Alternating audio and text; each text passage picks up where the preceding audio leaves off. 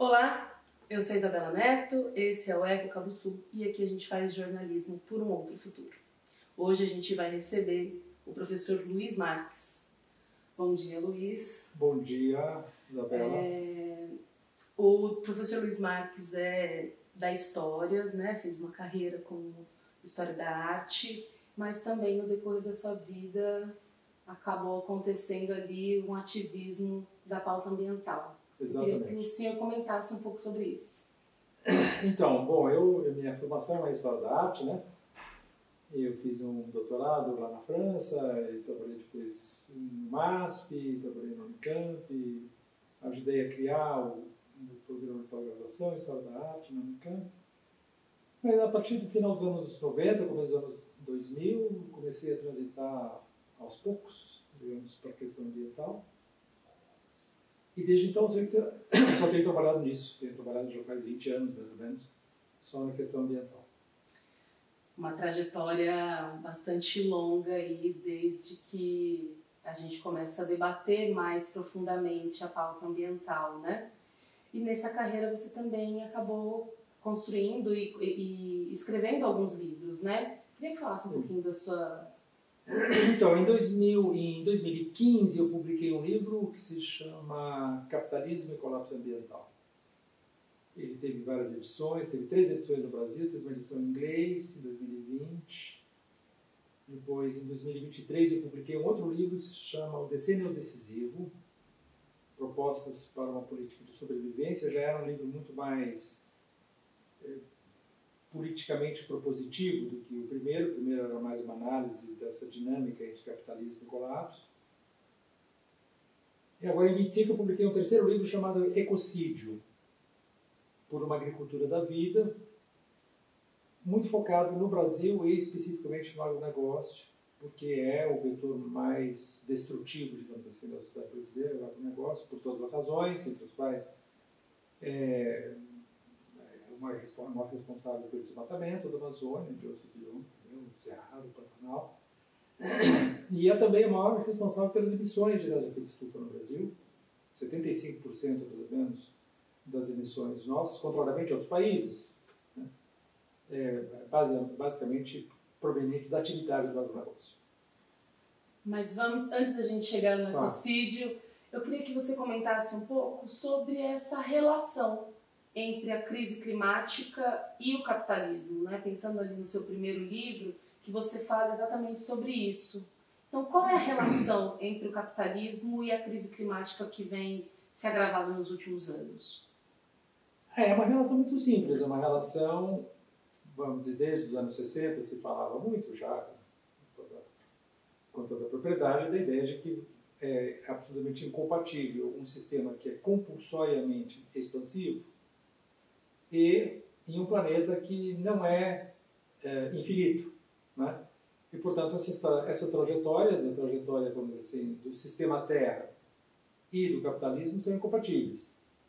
E isso começou a ser percebido exatamente nos anos 60, ainda no âmbito de certas teorias, etc. E a questão climática é apenas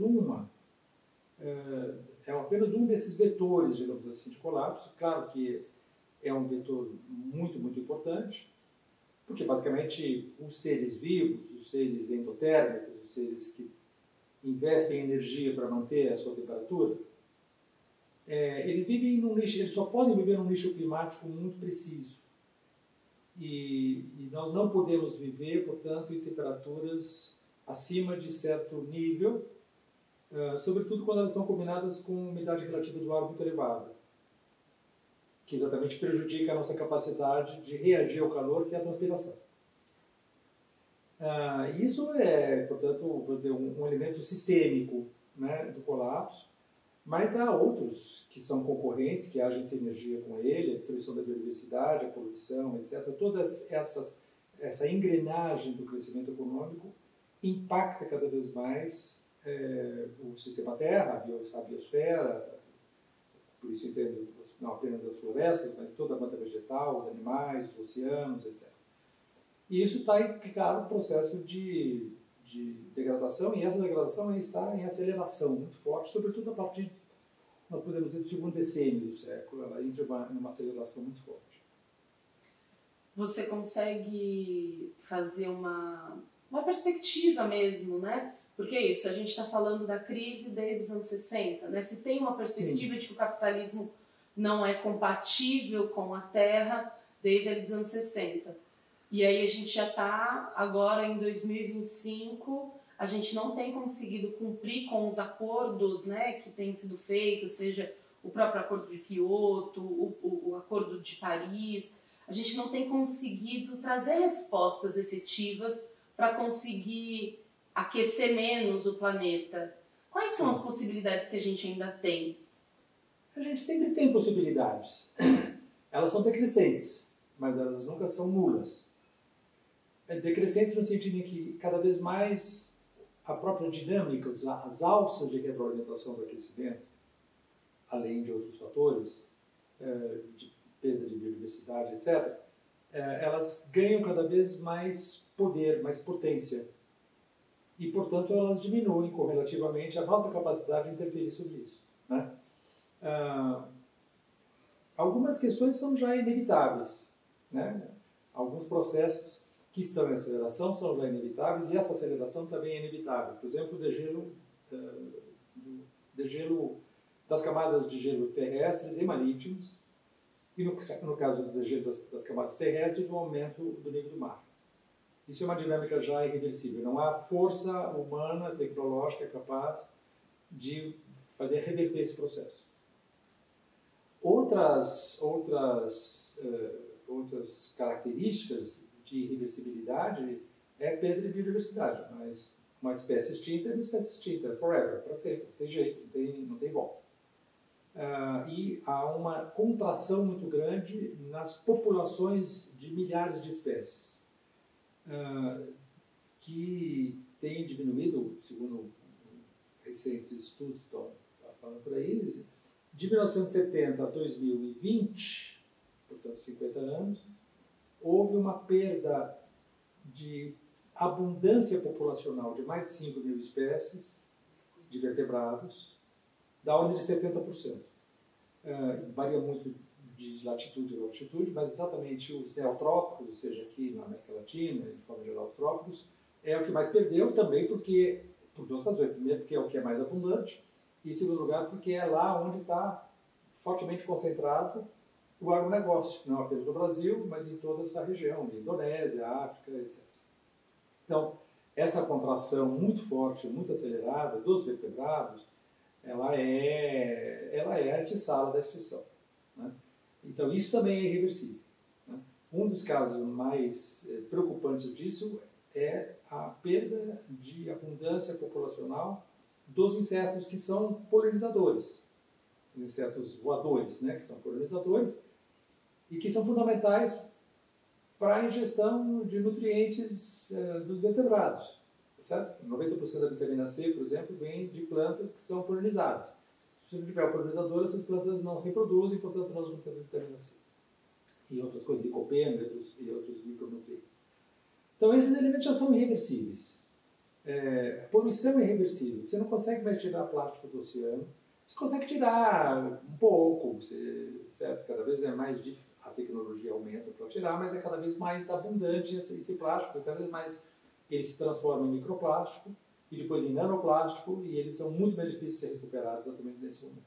E eles já estão nos nossos corpos. Isso é irreversível também, certo? Eles estão no córtex frontal, eles estão na placenta, eles estão na circulação sanguínea. Como dizem os cientistas, nós não encontramos microplástico nos corpos humanos onde nós ainda não procuramos. Certo? Basicamente, nós estamos já...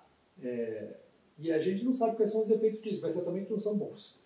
Certamente são negativos. Tá. Alguns a gente sabe, mas a gente não avaliou ainda o potencial de toxicidade desses plásticos no organismo. Tudo isso é irreversível. Mas tudo isso pode ser desacelerado. Né? Então, a questão nossa agora é conter, na medida do possível, os processos de colapso que a gente já desencadeou. Quanto mais a gente consegue conter, mais aumenta as nossas chances de adaptação a esse futuro que vai ser negativo.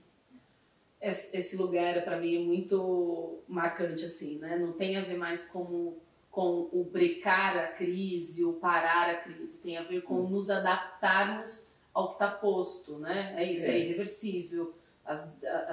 Os polos estão descongelando de fato, são cidades que vão ser submersas. Sim. E essa coisa do plástico no organismo, eu não sei como as pessoas recebem isso, mas eu acho assustador. Completamente apavorante, certo? Imagina. E vários outros fatores de adoecimento que são, claro, o câncer, por exemplo. O câncer não é uma doença causada pela industrialização. O câncer existe desde a antiguidade. Mas ele está aumentando muito rapidamente e o que é mais inquietante é que ele está aumentando nas pessoas com menos de 50 anos. Porque, basicamente, o aumento do câncer até agora é atribuído ao envelhecimento, maior longevidade das pessoas e, portanto, o câncer era comum, mas acontece que ele está acontecendo agora em pessoas mais jovens. Isso são dados da Organização Mundial da Saúde, são bem conhecidos. E, portanto, a gente vê claramente que o câncer é uma doença que está aumentando por razões ambientais. Não é por razões de modo de vida também, estilo de vida, mais sedentários, etc. Mas isso não explicaria completamente, porque, basicamente, onde o câncer está onde as incidências são maiores, são exatamente nos órgãos que estão em interação com o meio ambiente. O tubo intestinal, o tubo digestivo e o tubo respiratório, e o sistema respiratório. Que é exatamente aqueles dois sistemas que estão em contato imediato com o meio ambiente, tá certo? A gente não tem câncer em outros órgãos que são mais internos do corpo, por exemplo. Né? Tem também, né? A próstata, a mama, a próstata no caso dos homens, a mama no caso das mulheres, mas é muito forte o aumento do câncer, exatamente, por exemplo, do colo do intestino, etc., porque está comendo a porcaria, certo? Qualquer criança pode entender isso, certo? Exatamente. Se a gente tenta comer uma comida, né, dita mais saudável, uma fruta, um legume, é um legume cheio de agrotóxico, que foi plantado numa terra completamente adoecida. Exatamente. E aí eu acho que a gente chega no seu segundo livro, no seu terceiro livro, né, o Ecocídio, que você faz essa análise com relação ao agronegócio, que além de não produzir comida, produzem commodities para o mercado externo, basicamente. Grande parte dessa produção é destinada, seja é carne, seja é destinada a alimentar a carne, né? Ração animal. A carne da soja, por exemplo. A carne do milho. Então, nós temos um sistema, uma dieta global, que está muito fortemente baseada na ideia de que se você come mais carne, você é mais rico. Você tem uma posição mais... Ele é um signo de status, a carne. E há, portanto, um aumento enorme do consumo de carne globalmente, que é muito fortemente também impulsionado pela indústria da carne. No caso do Brasil, por exemplo, as maiores corporações do Brasil hoje são, entre elas, o JBS, por exemplo, né? É uma enorme engrenagem de produção de nutrientes ou de proteínas animais, como são chamadas. Então você tem essa derivação, esse desvio para o consumo de carne que é completamente deletério. 90% do desmatamento da Amazônia, por exemplo, advém da abertura de pastagens. Certo? Então, existem muitos candidatos, né, para concorrer ao prêmio número 1 de inimigo principal do Brasil. Mas o agronegócio é claramente o grande favorito. Né? Tem a mineração, tem outros elementos também, tem o petróleo, etc. Mas o agronegócio ocupa isso desde 1970, desde a abertura da Transamazônica. Né? Porque nós tínhamos destruído já grandemente a Mata Atlântica, mas é um processo longo. Né? Longo que se acelera muito fortemente a partir de 1850, com o ciclo do café, no caso do Sudeste. Então, São Paulo, por exemplo, o estado de São Paulo até meados do século XIX, 80 e tantos % do estado era coberto por vegetação nativa, Mata Atlântica e Cerrado. Hoje, praticamente, nós não temos nada. O estado de São Paulo foi completamente... com exceção daquela pequena faixa do sul litorâneo, porque é uma reserva, é a primeira grande reserva natural que foi feita, né, ali no Vale do Ribeira, etc. Aí você tem ainda uma grande em relação ao resto que foi destruído, uma grande reserva. Mas, tirando isso, o estado de São Paulo foi completamente destruído. E uma das razões pelas quais nós temos essas crises hídricas hoje não é apenas por causa da diminuição dos famosos rios voadores que nos veio da Amazônia, mas é porque nós destruímos todas as matas ciliares do sistema Cantareira, por exemplo. Certo? Então, é evidente que as florestas são fundamentais para você ter uma conservação do recurso hídrico. Certo? E a gente está claramente caminhando para secas cada vez mais brutais, inclusive as que estão acontecendo agora.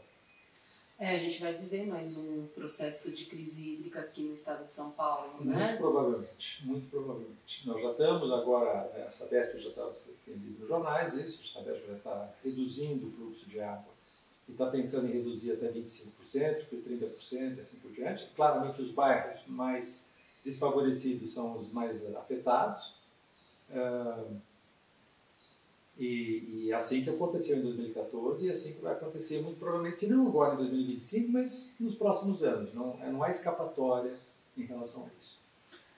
O nosso videocast ele é sobre a crise ambiental, mas a gente pensa muito a partir do que é a APA Cabo Sul Tanque Grande. E na APA também é uma grande reserva de pequenas minas d'água, né? Sim. Mas tem a presença e um fantasma que vai e volta, que é o Rodanel. Sim, como é essa ligação, né? A gente está falando de como era São Paulo no começo do século e como ele está agora. Qual é essa relação do progresso capitalista com a destruição do meio ambiente? Quer dizer, a gente volta naquele mesmo ponto, né? Quer dizer, o capitalismo é uma engrenagem inerentemente expansiva. Por uma razão muito simples. O capitalismo define o objetivo e a razão de ser da atividade econômica, a reprodução ampliada do capital. Se o detentor do capital não tem uma expectativa de, ao final do ciclo econômico, tiver aumentado o seu capital, ele não vai investir. Quer dizer, a atividade econômica não responde à ideia de satisfação de uma necessidade. Ela responde a uma ideia de satisfação dela própria. Ela é auto-reprodutora. E como ela pensa assim, como ela parte dessa premissa, ela é necessariamente expansiva. Mais uma vez, nós voltamos ao fato de que se ela é ilimitadamente expansiva, num mundo limitado, nós temos um problema, certo? E ela é muito voraz de recursos naturais. De um lado, portanto, ela destrói solo, ela destrói floresta, ela destrói recurso hídrico, etc. E, por outro lado, ela é linear, no sentido que o produto resultante dessa destruição vira lixo. Ela não recicla. E, portanto, ela, ao mesmo tempo que destrói, ela polui. Ela destrói no começo do ciclo e ela polui no fim do ciclo. Certo? Então, esse sistema é um sistema que não tem nenhuma racionalidade se nós pensarmos do ponto de vista da sua permanência no mundo. Né? E quanto mais o capitalismo tem dificuldade em manter a sua taxa de lucro, em manter a sua capacidade de se reproduzir ampliadamente, mais destrutivo ele se torna. Por quê? Porque ele começou a destruir, ele começou a esgotar os recursos mais acessíveis, mais facilmente acessíveis, mais produtivos. É como a famosa metáfora do pé de maçã, tá certo? Da macieira. Você primeiro pega os frutos que estão mais à sua mão e que você acha mais bonitinhos, tá certo? Depois você vai ter que pegar uma escada e subir nos galhos de cima para pegar os frutos que não são mais... Você vai investir mais energia para pegar o mesmo fruto, como esse fruto provavelmente não é tão bom quanto o primeiro. Isso é que acontece com o petróleo, por exemplo, tá certo? Se você pegar aquilo que eles chamam de herói, né? O herói é energia recuperada sobre energia investida. Né? Então, quantos barris de petróleo você precisava obter, precisava investir em termos de energia para obter 100 barris de petróleo? Então, no começo do século, digamos, era um barril de petróleo que te dava 100 barris de petróleo. Agora você tem já 30 barris de petróleo para obter 100 barris de petróleo. E isso é decrescente. E, portanto, você precisa cada vez mais empregar energia para obter a mesma energia, sendo que você precisa de cada vez mais energia. E é como você, portanto, andar sobre uma esteira rolante cuja velocidade vai aumentando. Tá certo? Você tem que correr cada vez mais para não sair do lugar. E é isso que nós estamos vendo agora, e nós estamos nas fases mais avançadas e degradadas, digamos assim, degradantes desse processo. E além, né, da crise ambiental, eu acho que o capitalismo tem uma outra cria, e aí eu quero fazer uma aspas, porque eu tenho uma parte do seu livro Ecocídio que também fala um pouco sobre isso, que é os impactos da guerra para o meio ambiente. Sim. Como a guerra também é um problema, para além, né, enfim, de uma crise humanitária? Bom, a gente pode pensar em vários aspectos desse problema. O primeiro é que ela, digamos assim, ela destrói sociedades e ambientes. Né? Ela destrói brutalmente. Ela é exatamente essa... a finalidade dela é destruir o inimigo. E o inimigo é aquilo que é um outro ser humano. Certo? E a árvore do outro território. Então, o que a gente vê acontecendo na Ucrânia e na Palestina é exatamente isso que está acontecendo. Mas isso os jornais noticiam fortemente, mas o que está acontecendo na África, por exemplo, a quantidade enorme de conflitos militares é gigantesco. Então isso tem um primeiro ponto, que ele destrói, a finalidade dele é destruir. O segundo ponto é que ao destruir ele emite muito também. Então se nós pegarmos não só o teatro da guerra, mas toda a engrenagem militar que tem sido investida para manter ativo esse teatro da guerra, é gigantesca. Hoje nós tem uma instituição na Suécia, chama CIPRI, que faz uma pesquisa sobre os dados disponíveis de investimentos em, aspas, defesa. Né? Defesa não tem nada, na verdade. Mas é o termo que eles usam. Hoje nós estamos despendendo globalmente 2,7 trilhões de dólares, é mais que o PIB do Brasil, em armas todos os anos. E de 2024 para 2023 houve um aumento de 9%, sendo que houve aumentos sucessivos desde 2014. Todos os anos houve um aumento cada vez maior. E neste ano de 2024 foi o maior salto em relação a todos os anos anteriores, 9%. Então, isso claramente faz com que a engrenagem militar, as estimativas são difíceis de calcular, mas o que se pensa é que elas sejam da ordem de 5,5% das emissões globais. 5,5% das emissões globais é bem mais do que o dobro das emissões do Brasil. É mais do que as emissões da Rússia. As emissões da Rússia são 4%. São 4%. Né? 5,5% seriam as da engrenagem militar. Portanto, ela é um fator muito importante de agravamento da crise climática. Mas 5,5% diz respeito apenas aos dados conhecidos. Ele não leva em consideração, por exemplo, os exércitos mercenários. Eles não fazem parte do orçamento do Estado, certo? Que são enormes hoje em dia. E eles não levam em conta também fatores, obviamente não podem levar em conta os itens secretos, porque é uma área muito opaca da administração pública, certo? Porque programas secretos, desenvolvimento de armas e tal, não aparecem, evidentemente, no orçamento do país, tá certo? Senão não seriam secretos. Então, esses elementos... E eu acho que o terceiro elemento que é muito importante é o fato de que a guerra, por definição, ela abole a política, no sentido de que você não tem negociação sobre outros temas, por exemplo, a questão climática. A Rússia e a Ucrânia não vão sentar à mesa para discutir a questão das emissões, tá certo? Isso que eu estou falando da Ucrânia, mas na verdade é a OTAN e os Estados Unidos, por sua vez, porque na verdade é uma guerra, né, por procuração praticamente. Então o que ela faz é degradar muito fortemente o ambiente a partir do qual, que seria absolutamente fundamental, a partir do qual você poderia entabular negociações para a diminuição das emissões, porque é um problema global, né? Não adianta um país diminuir se os outros não diminuem também. Né? E isso está levando, por exemplo, o caso dos Estados Unidos, que agora saiu inclusive do Acordo de Paris, etc. Então há um esfacelamento do ecossistema político global que seria uma condição sine qua non para que houvesse qualquer avanço em termos de negociação. A COP30, por exemplo, já é uma piada, né? Mas vai ser uma piada cada vez mais sem graça. Aí você colocou, né, 2 pontos aqui que eu queria conversar. Um é, como você vê a saída dos Estados Unidos do Acordo de Paris? Né? Qual a avaliação que você faz sobre isso?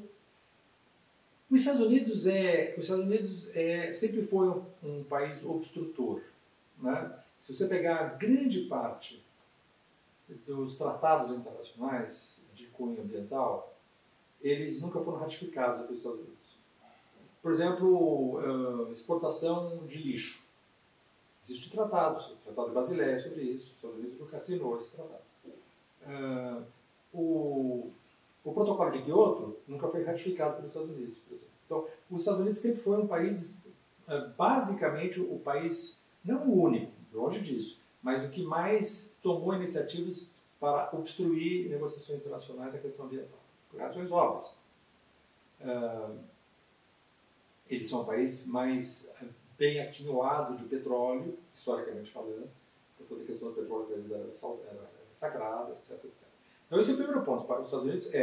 O segundo ponto é que os Estados Unidos é o segundo país mais emissor de gás de efeito estufa do mundo hoje, depois da China, mas ele é historicamente o primeiro emissor, né? Porque ele é emissor desde o século XIX, muito fortemente. Então o Brasil é o quarto país, os Estados Unidos é o primeiro, a Rússia é o segundo, porque destruíram florestas.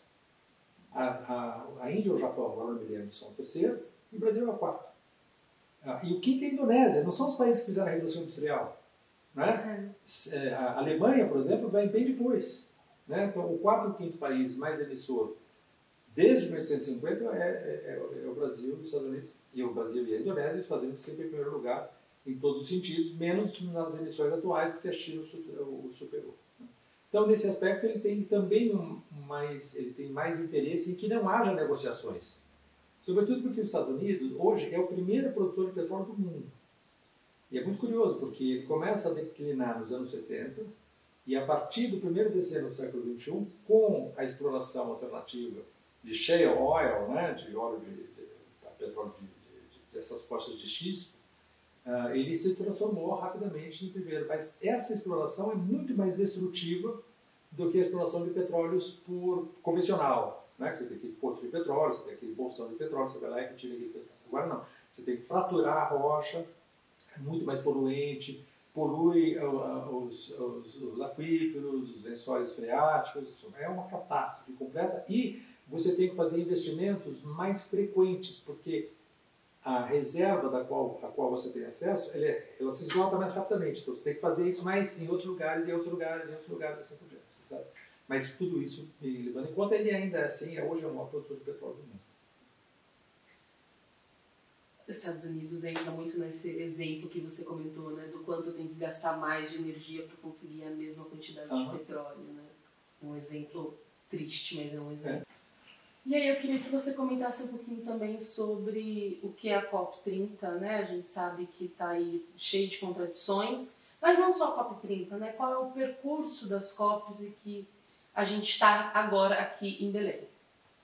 Então, bom, a COP30 é a COP que incide no 10º ano, né, depois do Acordo de Paris, e desde 2015, os estudos estão mostrando claramente que houve uma aceleração do aquecimento. E é uma aceleração muito clara em relação a isso. Hoje nós estamos evoluindo a uma taxa de pelo menos 0,3 graus Celsius por década. Há uma variação entre 0,27 e 0,36, dependendo do período que você pegar, de 2010 para cá.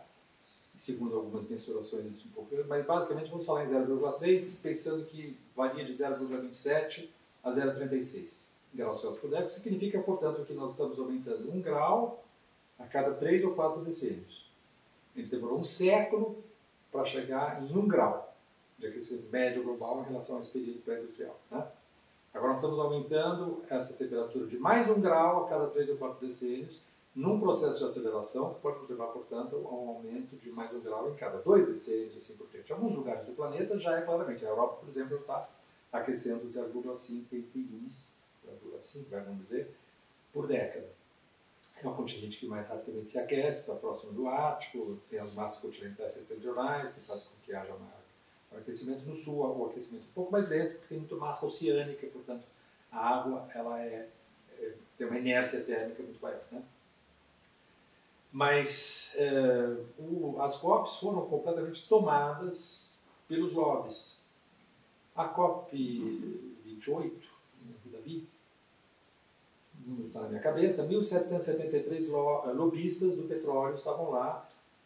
Eles eram a quarta maior delegação nacional, se fosse uma delegação nacional, certo? Mas como é que eles entram lá? Eles não podem entrar lá dizendo eu sou um lobista do petróleo. Eles entram porque eles são apontados, credenciados pelos Estados nacionais. Então, o Brasil coloca como um delegado do Brasil e os países, como um delegado, alguém que é um representante da indústria fóssil, ou um representante, havia 1.773 lobistas e havia 204 lobistas do agronegócio. E o Brasil tinha a maior delegação de lobistas do agronegócio, obviamente, porque é um dos países com maior expressividade nessa área de exportação, agroexportador. Certo? Então, ela foi sequestrada pelos lobbies e ela não tem, portanto, nenhuma credibilidade para se ocupar de um dossiê que é contrário a esses lobbies. Óbvio, né?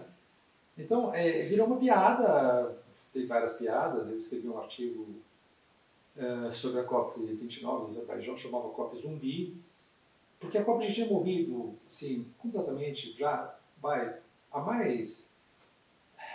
A coisa ficou muito clara na COP 26, em Glasgow, onde eles fizeram uma série de propostas para diminuir os desmatamentos. O desmatamento saltou naquele momento, aumentou ainda mais. Né? Então, ela tinha morrido já em 26, quer dizer, a credibilidade dela era zero já na COP26, que era 2021. Depois a 27 foi no Egito, a 28 foi em Abu Dhabi, que era um país, os Emirados Árabes Unidos, 30% do PIB deles vem do petróleo. Certo? O Azerbaijão, a mesma coisa. Certo? Embora a produção do petróleo do Azerbaijão seja muito menor do que foi, porque o Azerbaijão é um dos primeiros países do mundo a ter petróleo, em Baku, capital, era um lugar onde tinha muito petróleo, no século XIX. Hoje é menor, mas é um país muito fortemente, o lastro histórico do país está muito identificado. Não sei se você tem lembrança de ter visto o discurso de abertura do presidente do Azerbaijão, agradecendo a Deus pelo petróleo que Deus tinha dado ao Azerbaijão. Na COP. Realmente é umas piadas prontas, né? Então é isso, quer dizer, e a COP30 intervém no momento em que o Brasil força o IBAMA, o governo brasileiro força o IBAMA, na marra, a conceder o licenciamento para a exploração da famosa Área 59, lá na Foz do Amazonas, a 150 quilômetros, simplesmente, né, do litoral do Amapá, e onde há fortíssimas correntes marinhas que demonstram claramente que é impossível você fazer qualquer interferência no caso de um vazamento, no caso em que haja um vazamento. Que ele vai se espalhar, por exemplo, né, sem o consentimento das populações, como é próprio, como é lei pela Organização Internacional do Trabalho e outras organizações que as populações têm que ser consultadas e dar seu aval. Isso não, tanto é que agora nós estamos, algumas entidades no Brasil estão conseguindo convencer já a Procuradoria-Geral da República a impedir essa exploração baseada simplesmente na transgressão de acordos do qual o Brasil é signatário. Certo? Então a COP30 é uma piada de mau gosto, completamente, quer dizer, nós já rimos das outras COPs, agora não tem mais graça. Certo? E a gente está, é isso, né? É uma COP no meio da Amazônia que não tem nenhuma responsabilidade com aquele território, né? Nada. Destruíram muita coisa em Belém, jogaram lixo numas comunidades lá, para abrir, jogaram lixo de algumas obras lá nessas comunidades. Eu vi várias denúncias desse tipo. E a proposta do Brasil, que é o tal do TFFF, né, que é uma espécie de mercado de carbono, cada hectare de floresta você paga $4 por ridículo. Isso não vai dar certo, não dá certo, é totalmente desmoralizado. O mercado de carbono existe desde o protocolo de Kyoto em 97, nunca funcionou, certo? E tem estudos muito fortes demonstrando que é completamente greenwashing, é completamente ineficaz, não tem nenhuma... Virou um balcão de negócios, né? A COP é um balcão de negócios e o mercado de carbono foi inventado exatamente para que não dê certo, né? Se você pegar o Acordo de Paris, o artigo 6 do Acordo de Paris foi escrito por um gênio, que é o artigo que regula o mercado de carbono. Eu duvido que alguém entenda aquilo. Foi feito para ninguém entender aquilo. E eu não estou falando de mim, estou falando de gente que estuda o assunto especificamente, estuda o mercado de carbono, porque é de tal maneira ambíguo, são tantas as formas possíveis entre empresas, entre estados e empresas, entre estados. Você tem todas as possibilidades para que, de alguma maneira, você consiga enganar. Né? E foi o caso muito recente, que foi demonstrado agora, são como ele chama, as GAFAM, né? As 6 grandes empresas das Big Techs, Google, Amazon, Facebook, etc. Essa GAFAM. E elas emitem 7 vezes mais gás de efeito estufa do que elas dizem emitir. Porque elas compram, entendeu? É tudo... Vai fazendo um jogo de xadrez que ninguém entende. Exatamente. E é isso. Saiu um artigo do The Guardian sobre isso recentemente. Apesar de todo esse cenário, né, do que deveria ser um encontro para a gente poder realmente elaborar soluções, para que a gente conseguisse pensar... Eu tenho escutado muito, né, desse meio, né, falando sobre meio ambiente, sobre a necessidade da gente começar a pautar o decrescimento. E a partir, né, de todos esses movimentos e desse cenário bastante catastrófico, sim, o que ainda nos resta fazer enquanto sociedade civil, mas também enquanto as pessoas que podem de fato mobilizar e cobrar que alguma coisa seja feita? Olha, eu acho que a gente tem que partir de algumas premissas óbvias. Nada será feito a partir dos estados, a partir dos governos. Os governos não foram feitos para resolver os problemas, os governos foram feitos para permanecer no poder. Nada será feito pela economia. A economia não foi feita para resolver esse problema, o mercado não foi feito para resolver esse problema. O mercado foi feito para precificar e garantir a maior eficiência possível nas trocas para quem detém capital. É para isso que eles foram feitos. Eu não estou criticando, nem elogiando, eu estou dizendo simplesmente que eles foram feitos para isso. Esse é o DNA deles. Não foi para resolver um problema ambiental. Certo? Então, se não é do Estado que vai sair, se não é das corporações que vai sair de onde? Vai sair da sociedade. E vai sair, portanto, da capacidade política que as sociedades conseguirem ter, para impor a esses grandes centros de poder, ou seja, o Estado e as corporações, uma política que não seja favorável apenas a eles, mas basicamente favoreça a permanência das sociedades. É muito difícil? É extremamente difícil.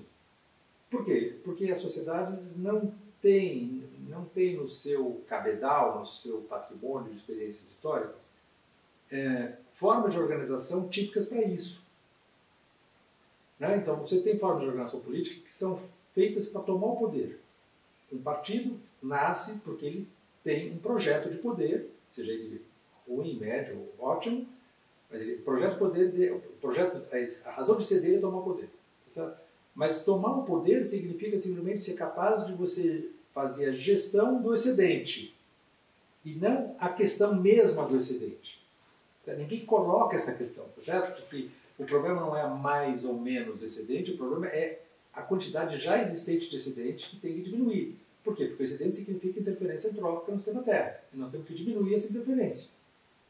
Então, é um desafio novo, ou seja, não faz parte da tradição, das experiências políticas da sociedade, etc, etc. E ela vai ter que, como se diz, trocar o pneu com o carro andando, tá certo? Porque não dá para parar e falar assim, vamos dar um farol aqui e vamos ver como é que a gente faz. As coisas estão acontecendo cada vez aceleradamente e a sociedade tem que reagir em relação a isso. Você pode, segundas e quartas e sextas, ser muito otimista, terças e quintas e sábados ser muito pessimista, Mas isso não altera em nada. Tá certo? Tá. Não adianta eu ser otimista ou ser pessimista. Não é isso. Porque as pessoas falam, você é muito pessimista ou você é muito otimista. Não adianta nada, não quer dizer nada, não é o mesmo assunto. Tá certo? O assunto é como que as sociedades conseguem deter essa locomotiva. E ela está na descida. Então, a gente vai ter que encontrar uma solução. As soluções são várias, estão aí na mesa, são as ações sociais, são movimentos políticos, são movimentos sociais. No caso do Brasil, o MST, por exemplo, é um movimento que tem 40 anos, que está muito consolidado, é o movimento social mais importante do Brasil, em termos históricos, em termos da magnitude dele, em termos da evolução ideológica dele, né? Porque no início ele era apenas um movimento em prol da reforma agrária. Hoje ele está pensando na questão da alimentação, de uma maneira muito forte também. Então houve uma evolução ideológica muito grande. Então, como o MST, pegando esses exemplos, existem vários outros, os movimentos indígenas são movimentos muito, muito importantes, que não existiam praticamente no cenário político brasileiro 30 anos atrás. Hoje estão fortes, são incontornáveis. Né? O Lula criou um Ministério dos Povos Originários, tá certo? Em parte por reconhecimento disso, em parte para tentar também conter, controlar, não é? Óbvio, como todo dirigente, não é uma crítica específica ao Lula, mas como todo dirigente, tem que controlar os movimentos sociais, e é o que ele fez. É isso, basicamente é isso. Então, nós temos diante de nós um enorme desafio, um desafio nunca, jamais, que jamais se apresentou às sociedades, que é como diminuir a interferência antrópica no sistema Terra. E o outro ponto que você colocou é realmente a organização dos povos originários, dos povos indígenas, né? Que aí também tem um lugar que cai num lugar um pouco mais subjetivo, que é uma outra visão de mundo, né? Claro, exatamente. Então, e isso que eu acho que é talvez a questão mais ampla, né?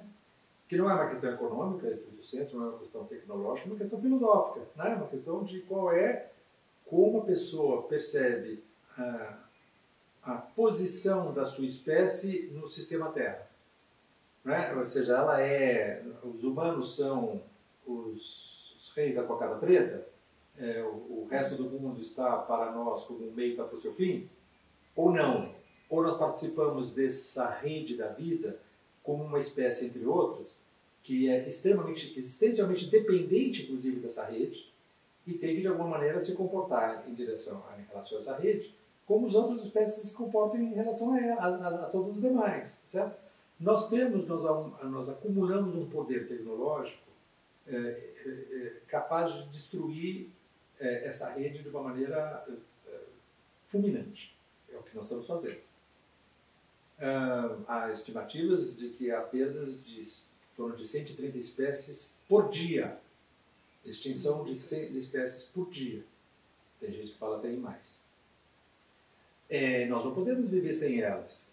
Então, além do fato puramente sórdido e egocêntrico que nós não podemos viver sem elas, nós não temos o direito moral de destruí-las, tá certo? Sob qualquer ângulo, seja que você seja religioso ou não seja religioso, há uma questão fundamental que é que você não tem o direito de se situar diante das outras espécies como se você fosse uma penalidade para elas. Certo? Ninguém te concedeu esse direito. Tá certo? Nem para os cristãos. Não está escrito isso em lugar nenhum do Evangelho. Tá certo? E, portanto, é muito claro que a gente tem que, de alguma maneira, reformular a nossa posição, a compreensão que nós temos da nossa posição no planeta. E eu acho que a gente termina muito bem assim. Reformular as nossas posições no planeta, porque é só isso que pode nos salvar, eu acredito nisso também. Muito bem. Muito obrigada por ter topado conversar comigo. Esse é o Eco Cabo Sul, eu sou a Isabela Neto e aqui a gente faz jornalismo para um outro futuro. Obrigada. Obrigado a você. Tchau, tchau.